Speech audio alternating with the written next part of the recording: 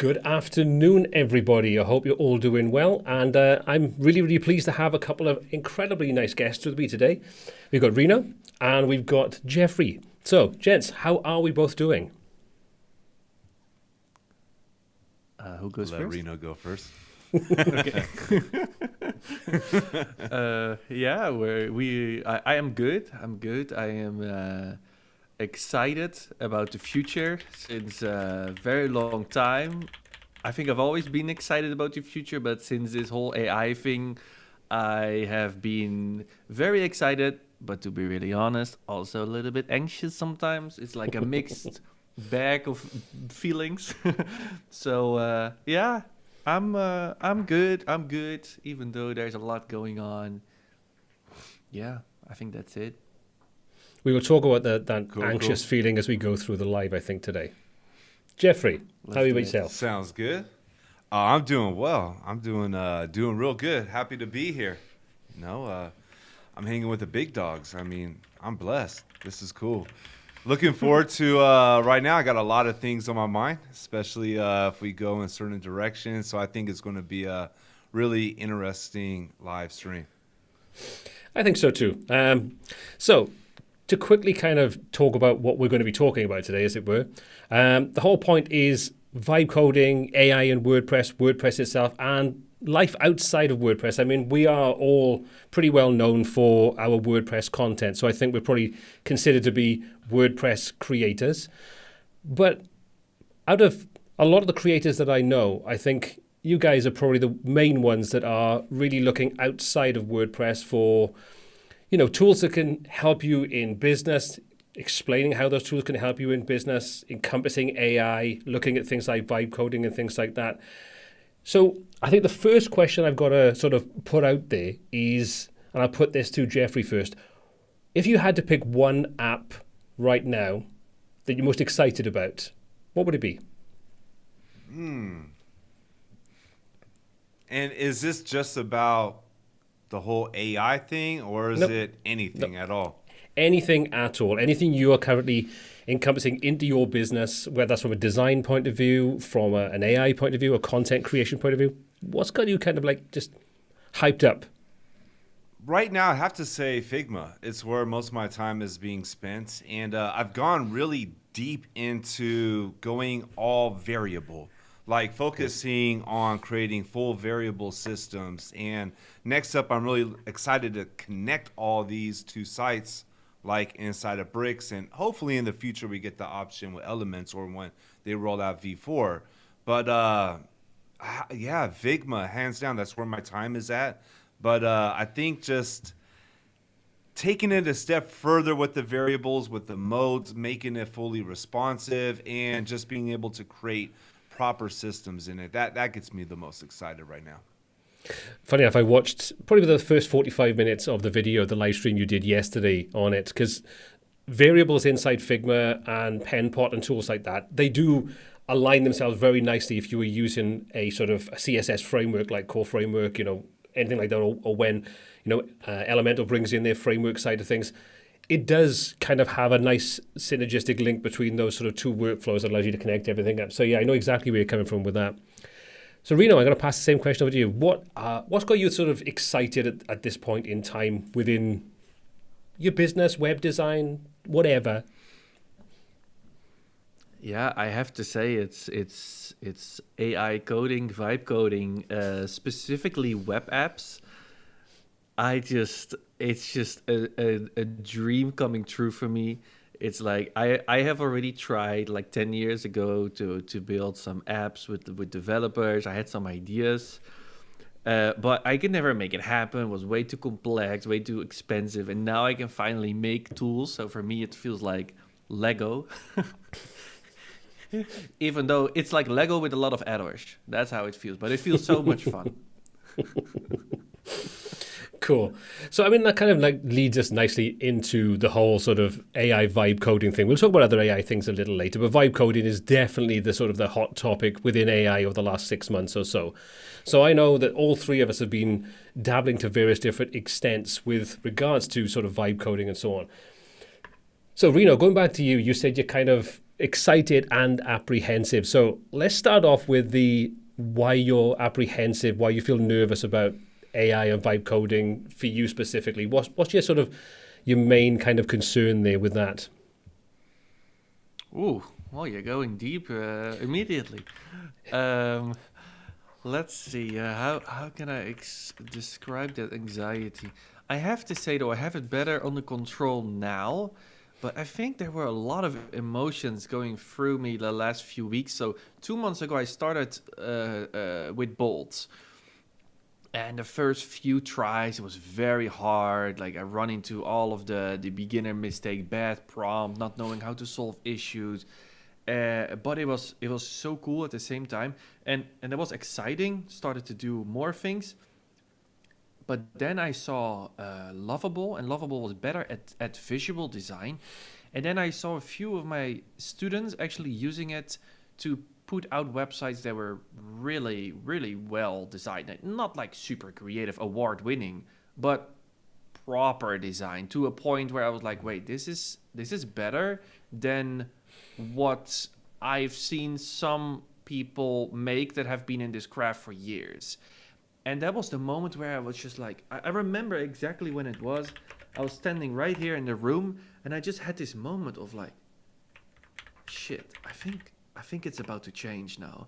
Like, it was this moment of like, the things that I learned in school, they're still very relevant, and I think knowing good design and development is more relevant than ever. But I just had this moment of like, we don't have to do everything manually anymore in the future. And I just saw this, I just saw it in front of me. Like, I think in the future, it's gonna be a prompt first approach. Like right now, WordPress is all about install first. It's like first pick a hosting, then install WordPress, then install a theme, then install a plugin, then install another plugin. And then you can start dragging widgets. But like the stuff that I've seen now, with the best one I've seen is V0. So amazing. You start with a prompt, but then you still have the editing capabilities like Elementor or Figma. Not, so good, but like you can still edit. So you have that freedom, but you also have the AI helping you. And that was the moment when I saw that and I realized that I was like, okay, it's about to change. And I just felt into this, I don't know, just a little like, it just messed up my emotions for like a week. And I was like, okay, well, I think we need to adapt, because it's like you can be in denial about it. And it's like fine, and it's not good yet. It's very clunky, like it runs into errors all the time. But like it's just 2 years, Like AI is just. How long is it ago that we got ChatGPT? Maybe 3 or 2 years. Probably about 2 years in sort of like regular circulation and something you could use realistically as opposed to a little bit gimmicky. Yeah, and that's what I felt like the first few AI website builders. I tried them, also some on YouTube, and they were just bad, boring designs, And now it's getting to a point where I'm like, ooh, like it's not amazing, it's not what we can do, but it's like getting to a point like, what's gonna happen in 2-3 years from now? So yeah, it may be a little bit nervous, and then you're starting to think like, okay, how is this industry gonna change, and what is the new value if a lot of the manual work can be done quicker by computers. And I feel like AI is advancing faster than that page builders are doing, especially like, slower builders that don't innovate as fast. So I'm like, I'm just was thinking like, where is this going? And now I'm like more chill about it. But yeah, you're asking about my fear. Well, this was it. That was the moment. I think the biggest thing that we've got to consider at this point in time is that AI is generally going to remove the need for those lower level jobs. The sort of the initiate designer, those kinds of people that would have been coming in, starting at the bottom of a business. They would have been doing the sort of the manual labor, those kinds of these starting points, whatever. I think those jobs are definitely going to go, And I think to sort of keep on the train of, as a web design company, a freelancer, an agency, whatever, I watched a video yesterday, I think it was, and AI is going to change our industry in one key way that I think.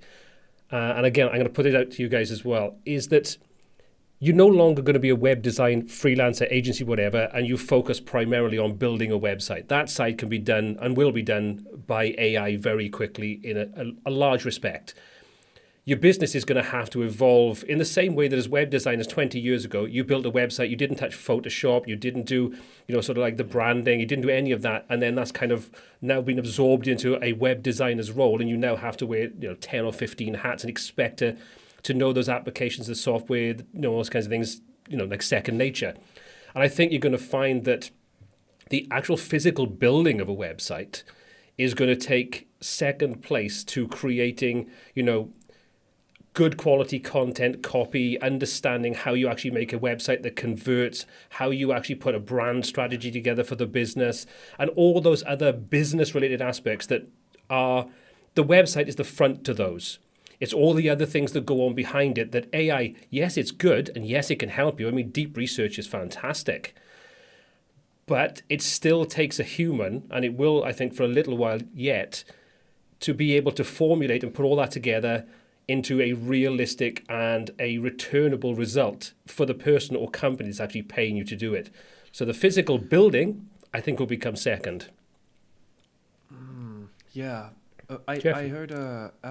Oh, sorry. No, Yeah. go on. No, go ahead. Oh, okay. I just heard one quote. Like, I was talking to ChatGPT today. That's also a thing that you didn't say 2 years ago. Your best friend. I was talking to ChatGPT, and then it said like, wait, I still have it open, so I could say it perfectly. I could quote it. Oh, come on. Sorry, I lost it. I already started talking about it. It said something like you can let AI do AI will be very good at executing things, but AI cannot solve the problem of a confused client that doesn't know what he needs. And like there is the human part in everything we do that will become more relevant. The thing that AI can't do. Right? And I think understanding the differences between what a client needs and what he wants, because clients always say like, I want this, but maybe they need this. And so if you go into a prompt in the wrong way, focusing on what you want, but you don't know what you need because you don't have experience in web and marketing, etc. Yeah, then you're not going to get the result because AI is just following the prompts. So that's where I think like what you say, we're having to shift what the value is, focusing on marketing, like conversion. Yeah, so that's what I wanted to say. But I lost a quote I wanted to share. I heard Blair Enns give the definition of an expert as somebody who knows how to ask the right questions. And for anybody who has discoveries with clients, at first you're just fumbling and you're just like randomly asking stuff. But once you got years behind you, you could get in a call and in a few questions, you could get underneath the surface. You could start to probe and start to get that in. For me, I look at all of this as an opportunity. Like I always look at our industry in tech. It's always going to quickly, rapidly evolve, and we got to evolve with it, or we're going to get left behind, and we can't keep doing everything the same way. But I also believe that everything is still, if anything, we need to be more human. And I was just thinking about that today because I was doing some research on the video that I made, and a lot of those vibe coders that were making this ridiculous amount of money and having those videos, I needed to research and dig in there. And I was taking a look at the platforms that they were creating, and dude, I did not see anything of value. I saw really bad platforms. And one of them in particular that made $1 million, I mean, that was the clickbait title on the thing. I made $1 million. The platform was Zero humans, 100% AI creating content. Basically, it's an auto-generated AI, comes in, picks a topic, writes a content, says it, creates it, and uploads it to YouTube. Zero human interaction. We're seeing that with blog posts right now as well. And I think we're going to see a lot of that stuff, and people are going to catch on to it. And they're going to be like, dude, like, where are the humans? And that's where those of us who are human, where we just need to be more human, I think. But I think it'll come full circle. I mean, with every trend, no matter what it is, it starts off a little bit quiet, picks up momentum because the mainstream picks it up. Then it becomes everything. It becomes a massive thing. And then people get fed up with that thing and they want the opposite. And AI, I think, is going to be the same. When you get so much AI generate content, your AI avatars on YouTube, your AI blog posts that are not well written, they're just basically dumped and spat out because there's no human interaction to check that content. People, like you say, Jeffrey, are going to crave human connection. And the reality of it is, the reason most people watch a specific YouTube channel, and not a faceless one, I'm talking about in any regards, like whether you're into photography, videography, mountain biking, anything. You don't watch it if you go back and keep watching that channel because you found a particular topic interesting. You buy into that person or the people there, the personalities behind it, and you like them. And how many times do we watch content that we have no interest in, but because we like the delivery, we like the person behind it, we like that personality, whatever it is. And AI is only going to amplify that when all we get... I mean, YouTube is already rife with absolute junk because it's all AI generated and spat out. And the same thing goes Google, for example. How much have you moved away from Google to give you search results because you're sick of right at the top, you've got the AI generated content. Then underneath you've got the adverts. Then dig down, you've probably got more AI generated content. But it's not what you want. You want real people, the same as listicles. All people do with a lot of those blog posts is they'll go and scrape Amazon, they'll get the top things, they'll get a feel for what people think, and they'll spit that out into a listicle and then get affiliate income from it. But once you start to read a couple of those, you realize that they're just superfluous junk. They're not telling you anything. You can't go by just going onto Amazon yourself, search for the product and look at the reviews on it. And I think it's going to come full circle. And that's why SEO is in a shakeup. And I think it's kind of good. When I put a lot of thought into this because, SEO, it is flipping around right now. You see the views like crashing. But when you look at the views that are crashing, these are these ridiculously SEO overly optimized, plagued with ads all over, affiliate links in there, and internal links. Like, if I click on a blog and it's about a new tool, I want to see that tool and be able to go to the tool. But instead, it just takes you to internal link, and all these like I kind of look at like right now with vibe coding as that next phase. Like SEO was that not too long ago. Dropshipping was that. Then we had NFTs. And now we have this. And it's not that any of it is bad. It's just that it gets misused. And, people see the gravy train. They hop on it. And unfortunately, the people making a lot of money on it, they're just not the people of integrity most of the time. Yeah, most of the time. There's always going to be bandwagons and trends and people will jump on it. And as you said, as you highlighted in your video today, there's already probably hundreds of videos about how I made X amount of money using vibe coding. And as you've already highlighted, probably 1 in every 100 end result is actually useful. And, people will actually find a benefit from it. And, we are in that sort of very early days where it is a hype thing. It will get adopted, it will grow, and it will become a much, much better tool. But again, as you highlighted, as I've said before, and I'm sure Rino will be the same thing, it's like you need to understand what it is you're trying to achieve. You need to understand the code that's being output, because if you don't know what errors, you don't know what security issues are going to be in there. And then also when it comes to correcting things, when you go beyond the basics and you start integrating databases into it and accounts and single sign-ons and all those kinds of things, there's a lot of moving parts that you need to understand to be able to connect them and also make sure they're connected securely and safely. That's where we are at the moment, I would say personally. We're in that sort of Wild West point where everyone's jumping on it because it's cool and it's useful, but it's still very, very early in its lifespan. And Reno's smiling at me now. So go on. Yeah, it's very interesting, this conversation. I agree. It's like I feel like we're in this 2018 dropshipping phase. Like it's a cowboy area for sure, but at the same time, there are a lot of people who made a lot of money with dropshipping. And yes, the YouTubers did exaggerate it, but I'm still like, I live in Bali, so I'm meeting all of these guys. You know, there's still there's still a lot of people making money with dropshipping, even though the trend is long gone.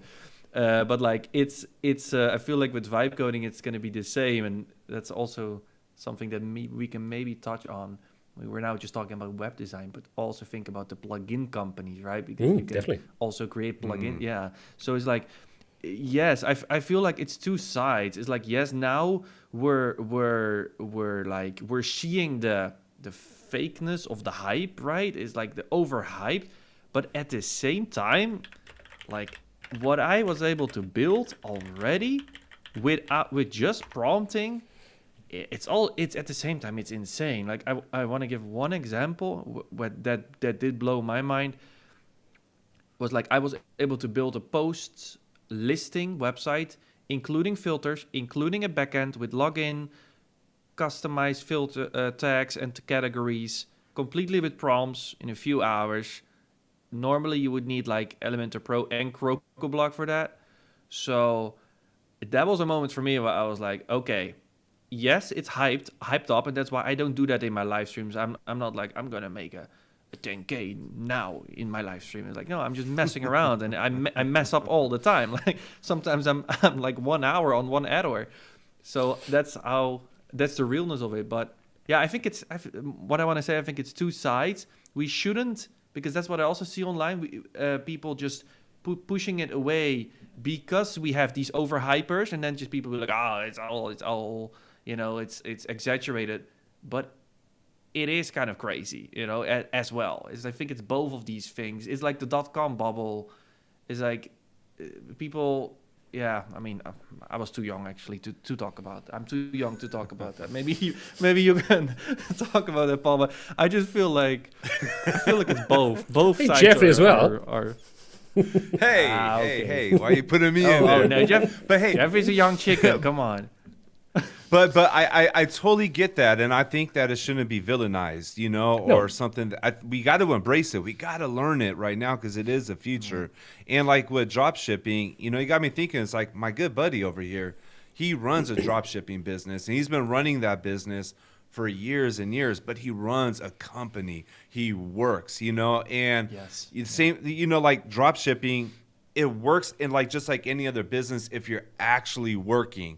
And I think like the part that is getting villainized, or the part that is given a bad name, is the laziness behind it, the get rich quick side. Yeah. And we had that in drop shipping. We had that I had friends here in Chiang Mai, you know, they constantly changed around and stuff. But the ones who grinded and works, just like all of us have, you know, we all grinded for how many years in web design, crafting our skills, our experience, our education, investing in ourselves. And I just think that, you know, and that's what I liked about your live streams, you know, like you're showing the actual process, you know, you're showing like the thought behind it. Yeah, you weren't showing like, hey, this is how I got rich in a weekend, you know, like driving my car and codeless and handless. How about that? Like I'm going to do it without hands too, just voice, you know. And we just need to keep it real, because like people do need to learn, you know, they do need that voice. I feel that is like teaching, like we got to future proof ourselves and look ahead, but we need to build our skills. We got to work this way. Don't fall into this trap right here, because a lot of people that do fall into that trap, they just give up because, you know, they'll buy some courses and be gone. I think that's the key thing here is, like you said in your video, there are grifters out there. There are people out there that will push the biggest trend, like you said with vibe coding now, with AI, with drop shipping and so on. There's validity and there's value absolutely in those tools, those services, whatever it is. And we are still very early in those days, I think, of the AI sort of side of things. And as you said, Jeffrey, where you get people that have put the time and effort into creating a business around it, learning it, understanding it, and seeing the pitfalls and the benefits and learning how to optimize that, they are the ones that probably will still be there in a few years' time. Whereas those, like you say, the grifter type ones, they're making quick money, and now the next trend when it comes along, they will make quick money. And that's fine. If that's what you want to be open and honest about it. There's nothing wrong with that. But sell the reality, not the dream, as it were. And like I say, with Rino, you are showing the positives, you're seeing the end results, you're seeing the frustrations that go with it. And it is exciting. It is cool to sort of see you can kind of put an MVP into place in a couple of prompts, and you can go, yeah, there's value in this, and you can run it past other people to find out, right, what do you think of this? Any areas you'd like to sort of improve, any features you need to be added, and you can go back. But I think the big misconception is that anybody can do it. Anybody can do it, but they can't do it well, and that's the big difference. If you don't take the time to learn and understand, you're just spitting out. In the same way, if you rely on plugins that are dodgy plugins, go into those sites where you can get plugins for £3 or $3, they'll do the same job. But because you don't understand what's happening with the code, you can't see if there's any problems with it. And the same thing, I think, goes with the whole coding side of things, whether you're using AI to just generate code, whatever. If it's a website, a static website with no database connection stuff, what the hell? It isn't a massive deal. But when you start to get to those more complex, especially where you're taking people's information, this is where you need to have a much better understanding of what you're doing. And I think this is where coders will do a better job, and they're the ones that will ultimately benefit. Yeah, well, I mean, yeah, I want to say two things about that. I saw a very interesting podcast about a dude who worked at Anthropic, so the company behind Claude. And he basically said, like, you know, everybody is, or most people are saying, like, oh, developers are going to lose their job. And partly, probably some of them, you know, like, there is a percentage that will have to change if you're not skilled enough. But, like, developers that actually know their shit, they will have to fix a lot of problems that unskilled people are going to make, because we're going to have an explosion of explosion of apps now, you know, web apps, even WordPress plugins. It's going to be like, an explosion of bad websites, and so somebody has to fix it. And so maybe the developers, I mean, obviously that those are the only ones that can fix it, right? So they will become the fixers, and they will still stay valuable, like, unless you're like low skilled, right? In the same way as if you're low skilled Figma dudes, and you don't know how to ask the right clients, your design process is not good, well, then, you know, there's a risk for you. But my point is, we're gonna have a lot of new jobs as well, and that those are just gonna be like fixers of bad products, and also other things like prompt engineering is already a thing now. So that's an it's like, it's always more nuanced, you know. It's never. It's not black and white. Yeah, absolutely. No. You know, for if you're in the tech industry in whatever format, then you have to be aware of the fact that what you're doing today could be obsolete in a year's time, in 10 years' time. At some point, what you do is generally going to be an obsolete career path, because tech moves that quickly. And I think AI is no different. You know, It will get better. But you have to remember that it can only work on the information it already has available. And as more information becomes available, like you say, jobs with prompt engineers, sort of people that are fault finding the codes, looking for common issues that AI is generally spitting out, they will get corrected. But on the flip side, there's probably also potential there to have malicious things put out there. And we have to, again, be mindful of that side of things. There's always the potential for that. Yeah, and we have also the potential, which we haven't reached yet, is that I don't know what they call it, but I think, okay, I'm probably going to say it wrong, but I think Einstein has said it, like, if the computer reaches a point where the computer can start to can teach the computer, so I think they call it super intelligence, when the AI can start to teach the AI, Itself. about the mistakes that the AI made, like then it's gonna spiral into a point where it's probably gonna become smarter than humans.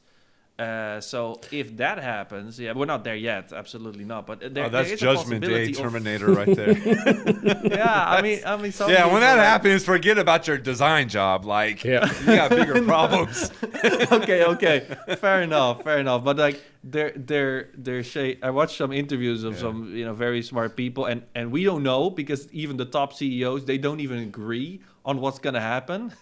But there are quite a few people who say like that will be a turning point for humanity, where the best developer is not smarter than the AI. But yeah, we're not there. I don't know if we're gonna reach that point, but I don't know. What do you guys think? I think we'll be working for them. Like, they'll just take over companies. I don't know. I go deep into it. Like, really, I could really start.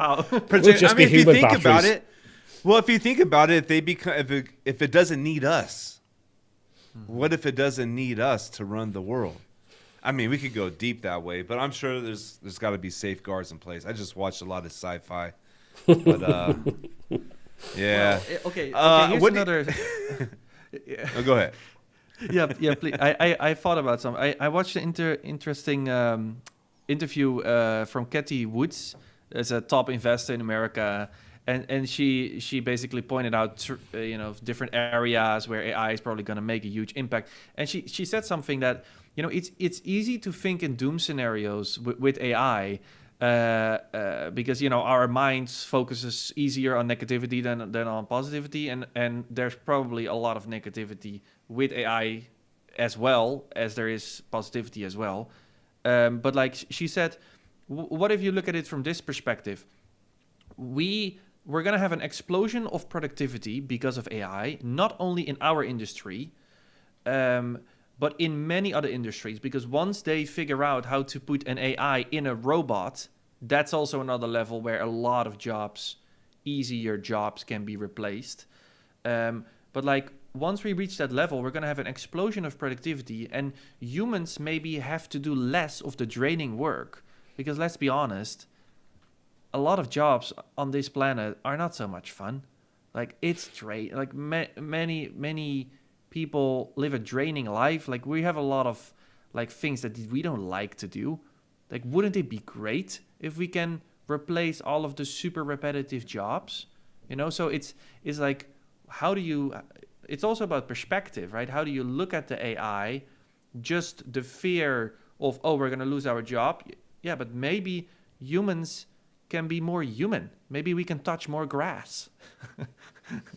Maybe Or smoke more. we can smoke, or smoke more, or like, or like, I mean, what is a huge problem in the world right now? Yeah, I mean, mental problems, right? We're all stressed, we're all burned out.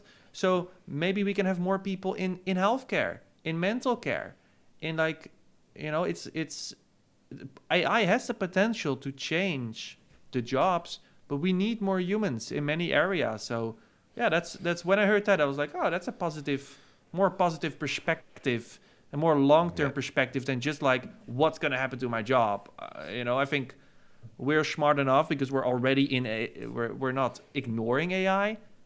People who ignore AI, yeah, maybe they will have to do something else. But is that so bad? Are we more even like, sticking to the same job and this time? Yeah, on like on a other like more philosophical note, like just going to step out of the web design and development just for a moment. But I believe that humans, we're evolving. We constantly been evolving, and a lot of people right now feel that this is a scary time, that we're more divided than ever, that they're fearful of the future. There's a lot of hopelessness out there. And I've gone through a big portion of my life where I was completely hopeless. I know how powerful hope is and how equally powerful hopelessness is. And a lot of that is out there.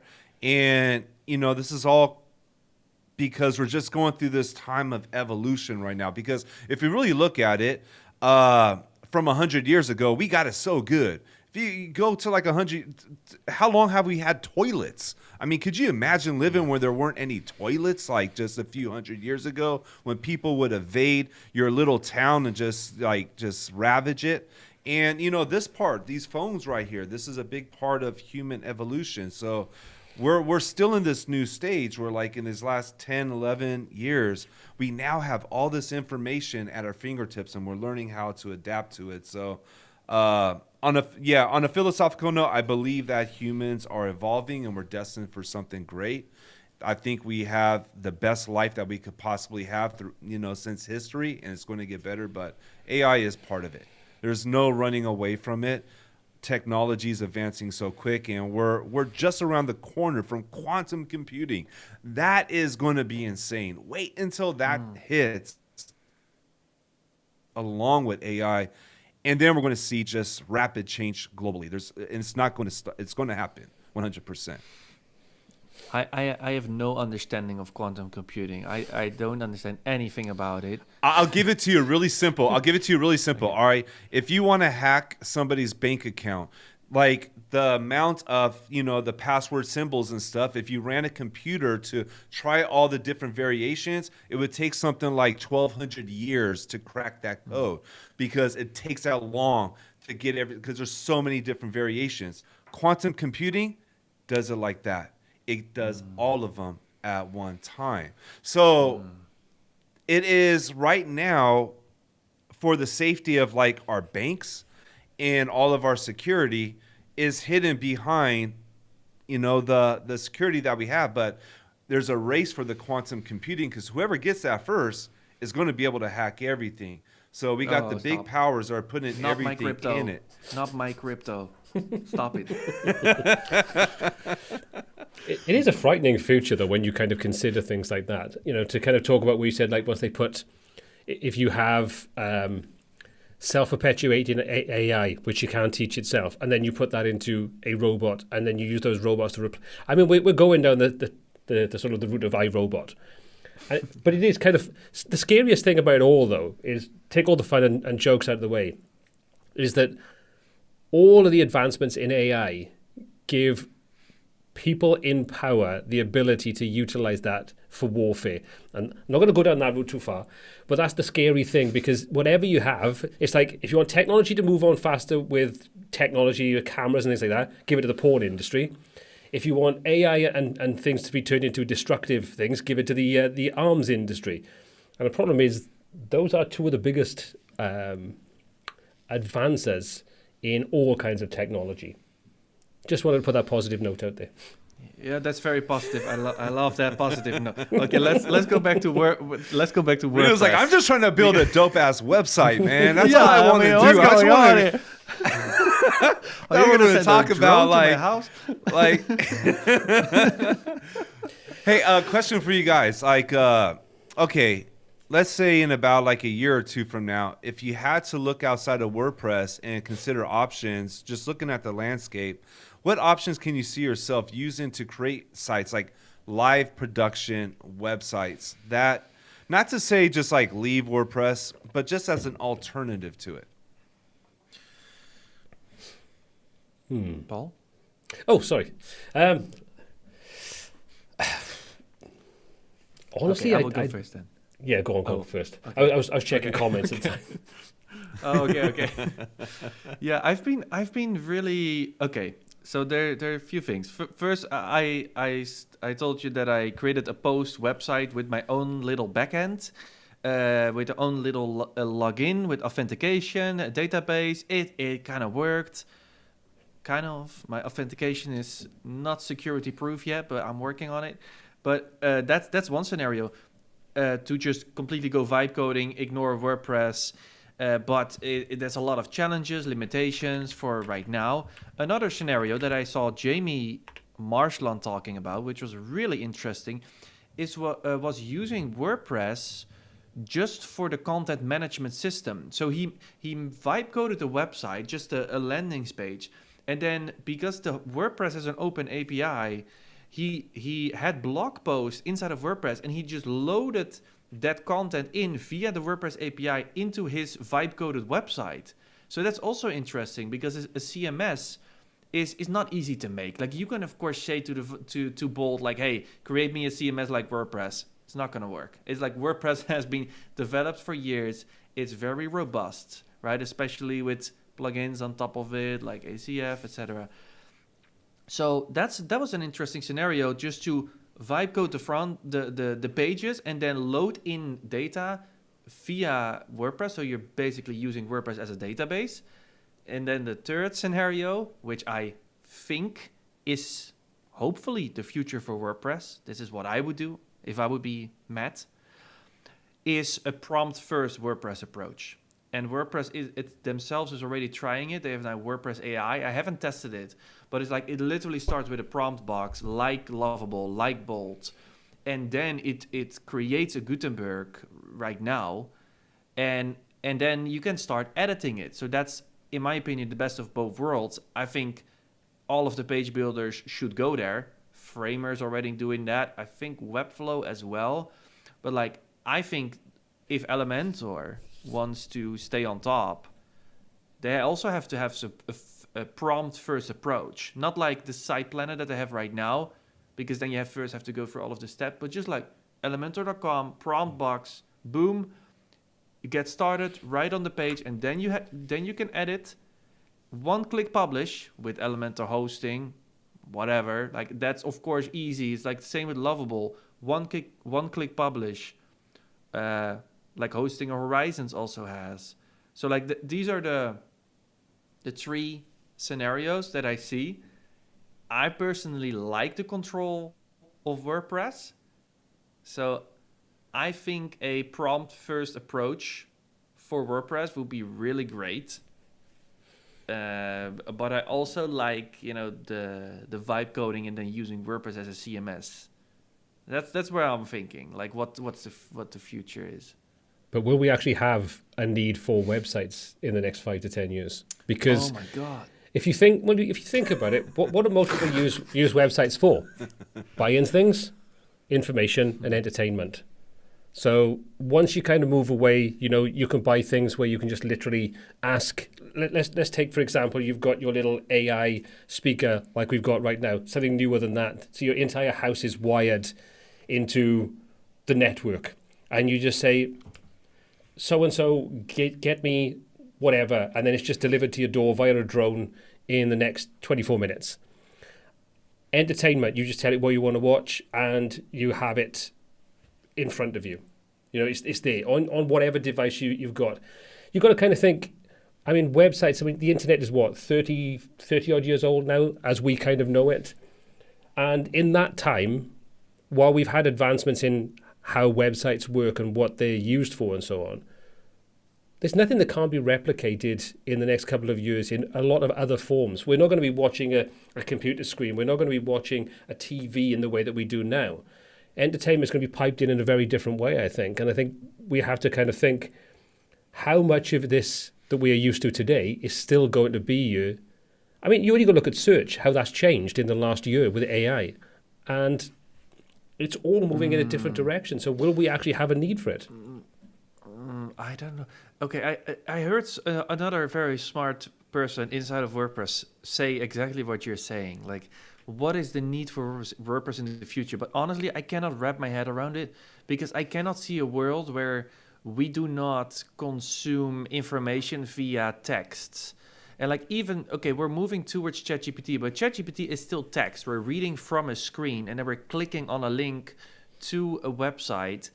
And so that's one thing. But the other thing is, or the variation of it, is that what I can see happening is that websites become more like web apps, more like databases that then feed into all of these other systems with automations and whatever, that the website is more like the database, which then sends data to ChatGPT and to your app and to whatever. But it has to be stored somewhere, right? The opening times of the restaurant, it has to be stored somewhere. And then where is that? It's not in ChatGPT. It has to be stored in a database because people want to look it up. So, you want some kind of, I think visual branding is an essential tool for business. You know, it's like the way we design our sections and the fonts and the like. A website is the ultimate place where you have complete design freedom. Like on Facebook, you only have a header, right? On YouTube, you only have a little banner, and the website is the place where you can show your brand and have the database. But let me just put it a different way then, to see how we change, we adopt things and we don't even think about it. When you send me messages on the phone, you talk into your phone. You don't bother typing most of the time. We don't. We're lazy like that. So we've moved over from typing and everything has now become audio. Well, once you kind of have all of your, let's just say, you've all seen iRobot, or you've seen films where you literally, your entire house where you live is wired into the network. So you can be anywhere you want and you can talk to, just say whatever you wanted to say, and that information is available to you. So yes, you would absolutely still need storage locations for data and things like that. But I just think the way we consume information and the way we interact with that information, potentially, maybe not 5 years' time, maybe not 10 years, 20 years' time, however long, but at some point, the way that we are used to interacting with information and, consuming information, streaming, for example. Go back 20 years ago, if someone had said, you won't own DVDs, you won't own Blu-rays, you won't own music like that, everything will be streamed on this little thing you carry in your pocket. People would look like, oh, just talking rubbish. And that's why Blockbuster went out of business, because they didn't see what was coming next, which is the streaming, like Netflix and so on. So the way in which we consume information and data and the way in which we'll interact with it, I don't think is going to be anything like we are used to right now. I think this is very analog, as people would say, because we have to touch the trackpad, we have to touch the mouse, we have to type things in. All that's going to be gone. We'll have a completely different way of interacting with everything. Yeah. Okay, but what about in the bus, in the train, to school every single day? Is everybody going to talk? Don't be daft, you have rocket boots. Do you know anything? I think it's going to be these, dude. I think it's going to be these. I think we're already starting to see it happening. I could see in the near future we're going to have to start optimizing for vision, for the AR. I think that's going to be the next thing. Maybe it could start with this. Maybe it could move on to contacts. When it gets more advanced. But imagine if you do just pop into contact, you don't feel it, and you're able to control everything. But I think, though, as long as there are businesses, there's always going to be competition, and people are going to need to get in front of people. Like, businesses are going to need to get in front of people, and that's what we do. We just put businesses in front of people. But okay, Paul. Yeah, it's not going to stay here forever, though, because I mean, if you look like 70, 80 years ago, before television, everything was print ads. It was, a business wanted to get in front of somebody, they had to use a magazine, the newspaper, a billboard, and then they got TV, and that started to slow out. It didn't die, but it eventually did die because now nobody has a newspaper, so. I'll probably be old and gone by the time that happens, but. Are you guys saying we're moving away from text? Because that also has happened from blogs to YouTube, right? To video consumption. I think if you look at the history of the development of information, let's just stick with everything being information. Whether that's, like you say, the opening time for your local, market, whatever, restaurant. That information, the way in which we interact with that information, the way in which we consume that information, historically changes. So like you say, if you go back years ago, everything would have been the written word. And even that was very difficult. Like you watch the Western movies where they've got the old printing presses that are done by hand. Then it moved over to the radio. So you consumed information via that medium. Then TV, then streaming services, or DVDs and things, streaming services and so on. All these things are moving away from the way where everything was sort of like you had to read, and now you watch. YouTube takes away the need to read, because you can watch something in 5 minutes which would take you an hour to read it. I just think the way in which we'll consume the information is just inherently going to change. No, we're not there yet. The technology isn't there yet to be able to allow us to do that. But consider something like Apple's VR headset thing. I can't think of the name at the top of my head.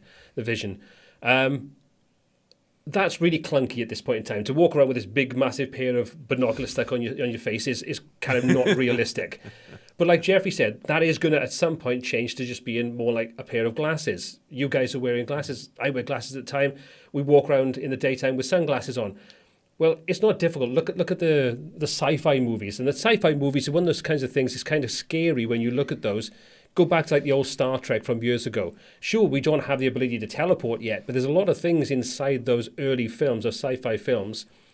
Like Arthur C. Clarke, for example. It's called Clarke's Orbit for a reason. He envisaged satellites before satellites were a thing. So that's why it's named after him.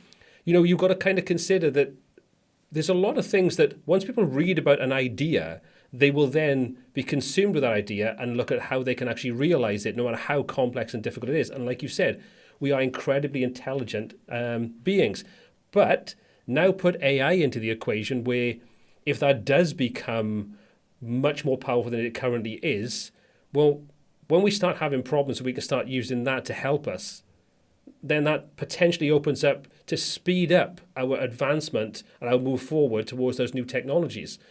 You know, there's lots of things we have to consider that we are not comfortable with, like you said, with supercomputing and so on. Once that becomes a thing, yeah, sure, they can hack the living daylights out of our bank accounts.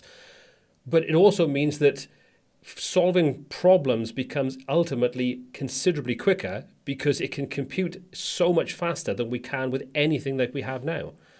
So I just think we have to be realistic that what we are used to right now, including websites and things like that, are at some point going to be replaced by something different. We're already seeing it in various different parts of how we interact with content and consume information.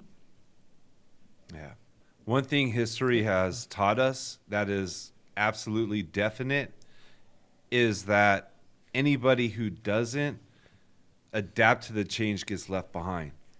Anybody that wants to hold on to the old ways of doing things, as things evolve, they lose out. They become the blockbuster. They become, you know, the guy who's still trying to get ads on a newspaper and thinking that's a way to grow a business. You know, they become that. And we have to learn from history because it never without fail, anytime there's been a change, there's always been old people or people who just think old or closed-minded. That's actually the word, not old, closed-minded. Whoever is closed-minded and not willing to like look further and be ready to change, pivot, adapt, they get left behind. They're the ones who go out of business and who end up bitter because they lose everything. And right now, AI is the future. It's right. It's all over the walls. Like this is it right here. Like, and it's something that everybody should be looking into, investing time in, and starting to learn. And be open-minded. Okay, so we are agreeing that AI is not a trend. It's just the trend that we're talking about is those guys, the cowboys, right? Yeah, AI is here to stay. Yeah, AI is here to stay. It's right now, I would say it's in its infancy for human consumption. How we interact with it, how we use it is still, it's right back. It's still a baby. And it's going to grow and evolve. And the people, like Jeffrey says, that grow and evolve with it are the ones that will be able to harness it and use it effectively. I think that's the difference between maybe the ones that are sort of jumping on the bandwagon, they'll jump off it once they've made their £5,000 on a 5-minute SaaS app. And there's no problem making a lot of money. Just make sure you provide value. That's the main thing. You know, make your money. That's awesome. I'm all for business. I'm a capitalist, and I believe that if you put in work, you have a good idea, you execute, you outsmart your competition, you should be rewarded for it. So I'm all for it. But man, I dug into and I saw these tools that people are like, I went through so many videos. All right, I went down a rabbit hole and I had to go to their Twitters. I had to look at what did they actually create that made them all this money. I was just like, come on, man.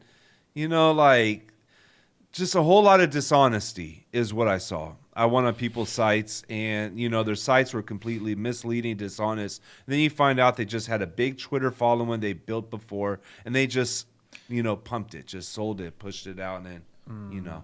Yeah, I think that's the illusion they're trying to create. Is like these guys that are succeeding right now with vibe coding, they have a lot, they already know a lot about marketing, or already have a big following, or already have 10 years of development experience and can leverage it in a very, very effective way. But it's never a random dude that starts from zero.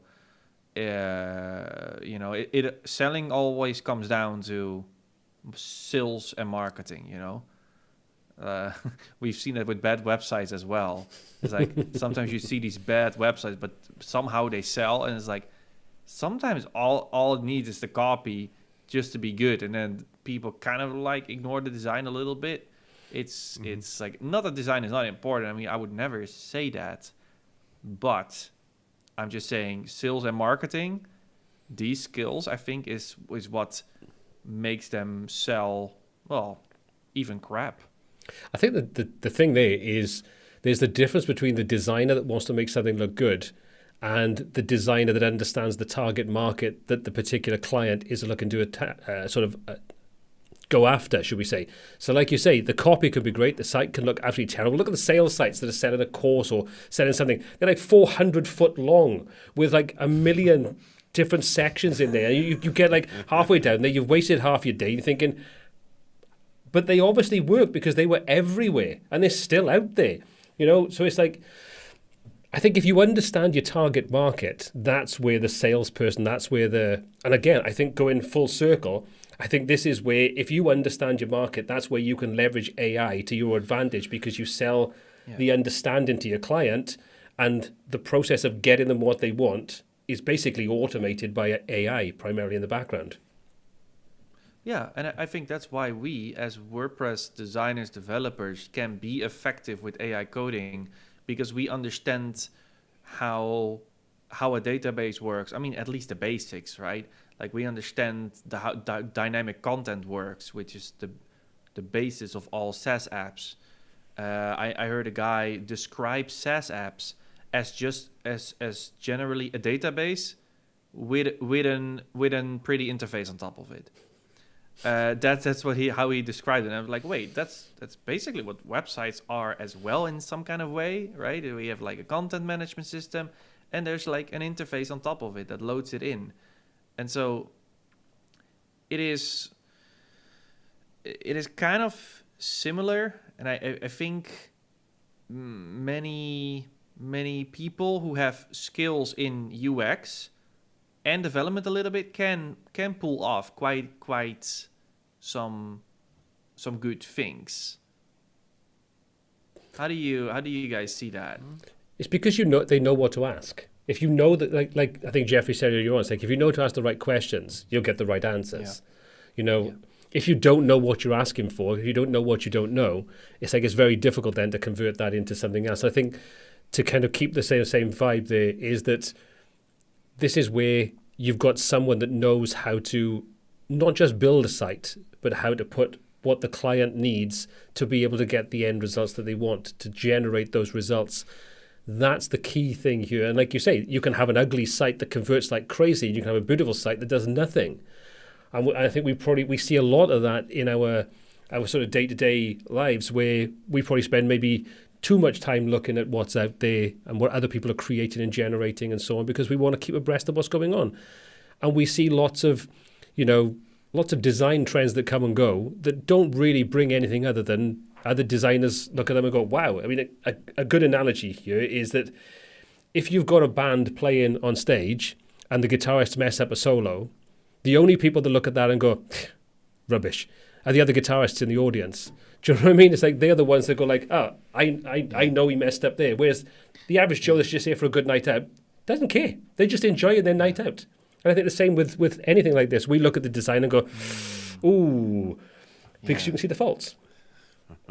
Yeah, that's why we have so many WordPress plugins, which are so badly designed, but they're still having so many users.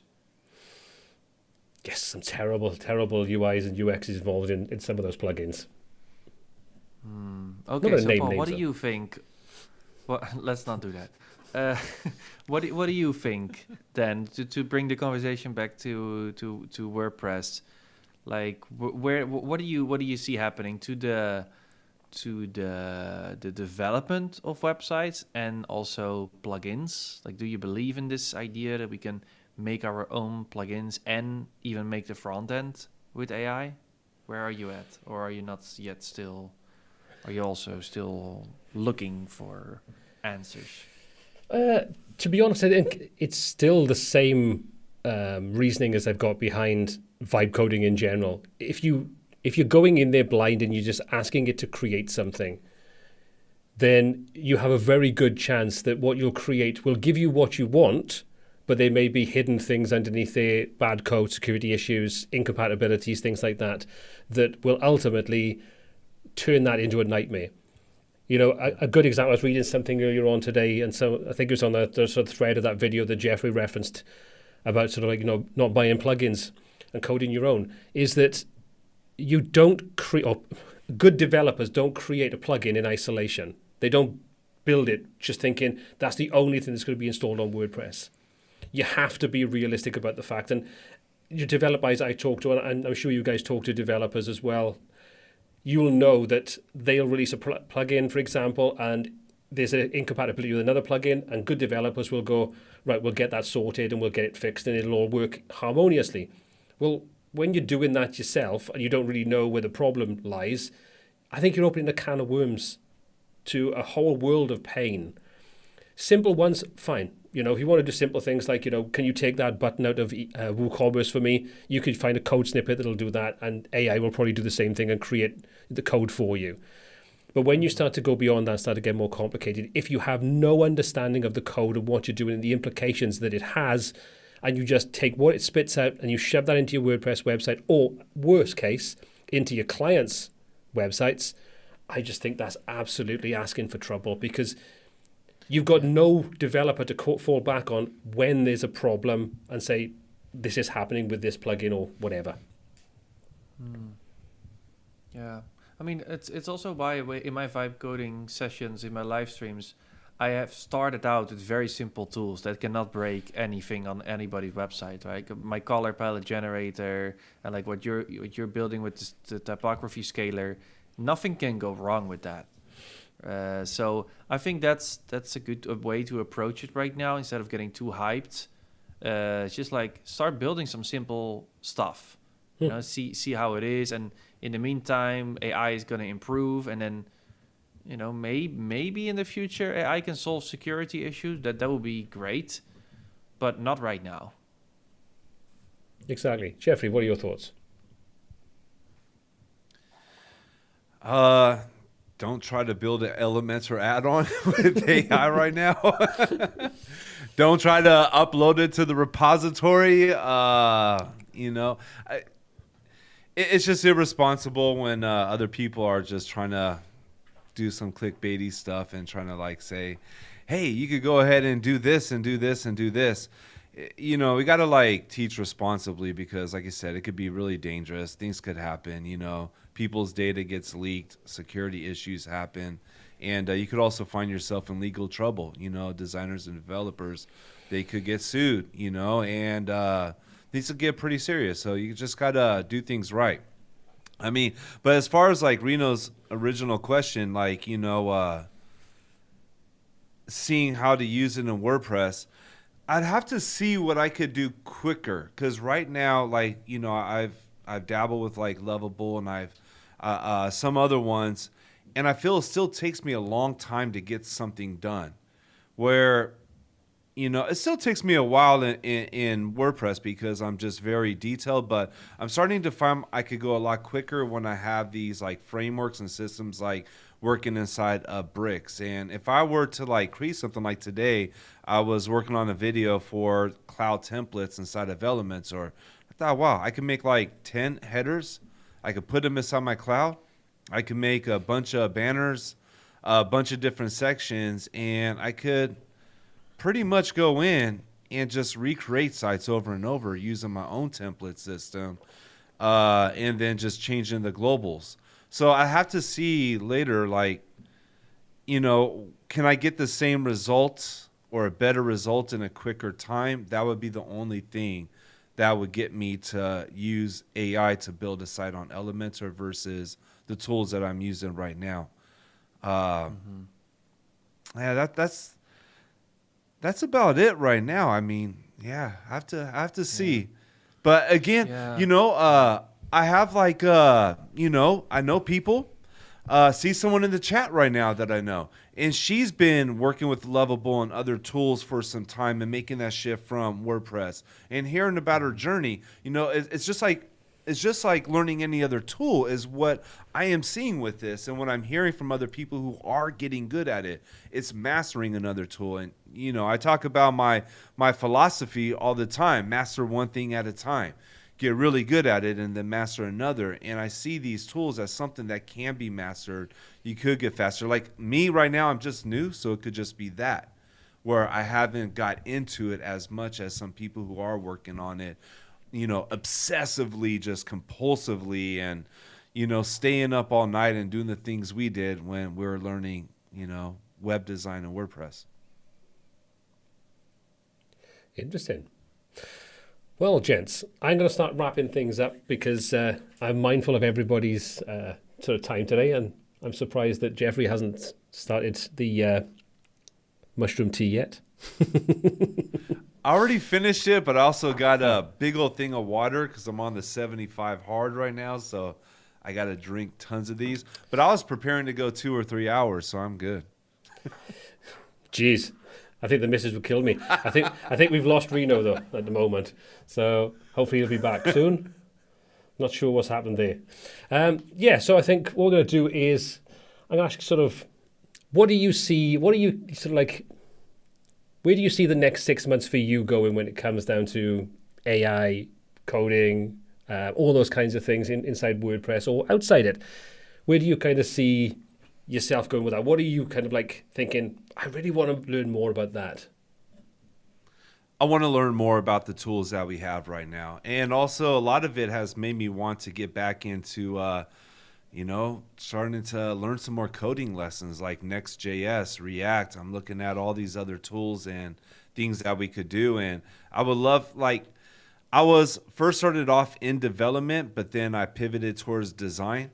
And I would like to kind of go back to it because I feel like by learning this, it'll help me out more with what we could build with these web apps. But just like what Reno's doing with the, the vibe coding live streams, dude, I want to do that, man. It's like motivating me. It looks fun.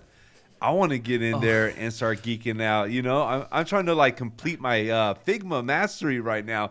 As soon as I'm jumping right in. I'm like, dude, let's go ahead and start doing something. I want to, it looks fun, it looks like a toy. I want to just go in there, geek out and learn it, dude, and build stuff and have fun. What we should do. That's where I it's see like myself. It's like, okay, wait, what happened to the stream? Did I disconnect? You did. Oh, it was me. Okay, I was like, wait, did he? Because some people were commenting is the stream ending? I was like, what the fuck? Okay, sorry. I swear, it's okay. Vibe coding. It's also I feel like 16-year-old again and discovering fireworks. It's like, wow, this is so exciting, and we can do all of this stuff, But then that excitement after an hour or two, that turns into an hour, and then it drops really fast. It's like people have been talking with. Oh no, again? Am I? No, still here. Again? No, you're here. Okay. Still here. People have been saying vibe coding is super addicting because it's like a slot machine. You put in a prompt, and you don't know every time you press enter if there's going to be a good result or a bad result. That's why it's so fun. It's like when you're doing an Elementor, you're having to watch one of our tutorials and be like, oh, what does he say? What button to click? Oh, okay, my button works the same. But in vibe coding, it's like, can you add this button to the right and make it link to this? And it's like, click, and you're like, yeah, or, Dude, that must be a whole lot of dopamine hits, man. Do you get exhausted after a while? Because if you're getting exhausted, that must be just a dopamine overflow and drain, just like any other addiction, really, and doing things that aren't healthy. I am addicted now. I am. I spent like 100. I see an intervention on the cards. Dang. Yeah, I see. What is it? VCA, Vibe Coding Anonymous, coming up. It's like, no, I swear. I started my Bolt subscription and I burned through my 10 million tokens in like 4 days, but I had to take it like a month. And then I bought another $20 and another $20. And that by itself is like a slot machine. And I feel like a casino. And then, it's okay.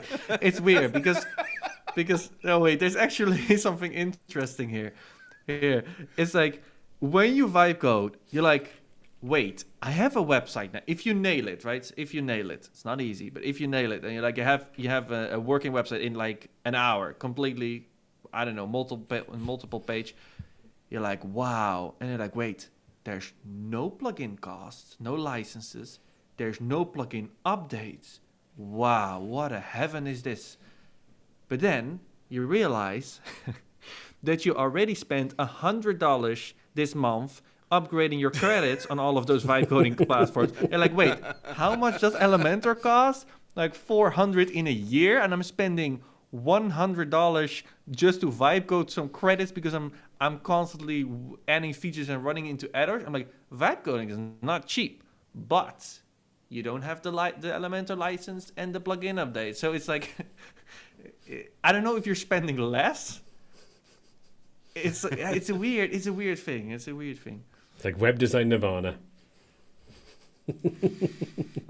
See, now my brain immediately went, what would be fun is to do another stream like this where one of us has Bolt set up or Lovable or whatever, and we group prompt it to see what we could create. So you've got an hour and a half live stream, you see what could you actually create. I think that'd be fun. Like Jamie is doing that, but he's doing that with like Gutenberg. So what if we do like like the same format, but then like a battle? Like, so we make a design, we have a design, and then we try to build it with vibe coding. I'm up for that. I think I'd be a laugh just to see what you can kind of come up with. Let's do it. But wait, I want those dopamine hits, man. You got me interested, dude. Yeah, it is. I'm like a new addiction. Come on.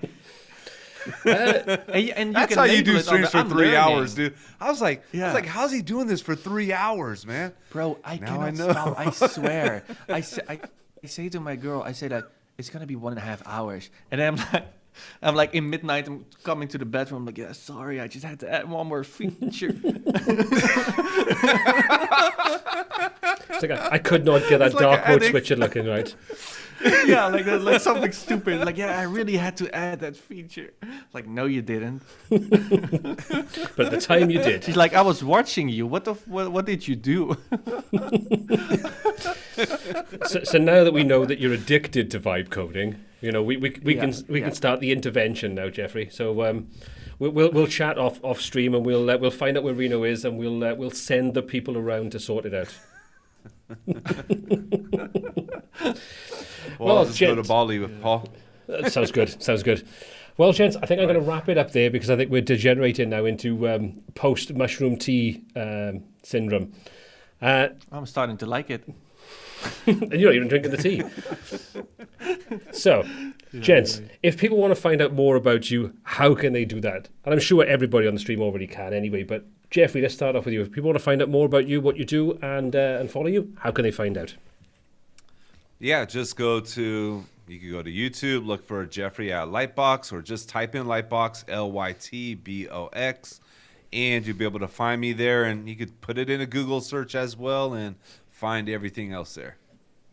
Awesome stuff. And even Rino, AI will give you a prompt about me. We probably won't check out that, though, just in case. Rino. For me, it's vibecodingaddictbali.com. Let's check that domain if it's available. No, it's Rino. Well, my channel is now just called Rino de Boer. BOER. And I make very similar content to these two guys. But with 3-hour vibe coding sessions involved. Yeah, a little bit longer sometimes if I cannot stop. Well, let me say thank you very much, guys, for taking the time out of your days to join into today's live stream. I think we've lost Jeffrey now. He's got a little bit pixelated, so I'm not quite sure, if the intervention has sort of gone to his house mistakenly, and he's now being sort of detained, shall we say. But yeah, thanks, guys, for joining in today. It's been an absolute load of fun. Great to get some different opinions and some different ideas, and let's do it again soon. So thank you, and thank you everybody for joining in today's live stream, and I'm sure we'll catch up with you all real soon. Have a fantastic day wherever you are, and take care of yourselves. See you soon. Thank you.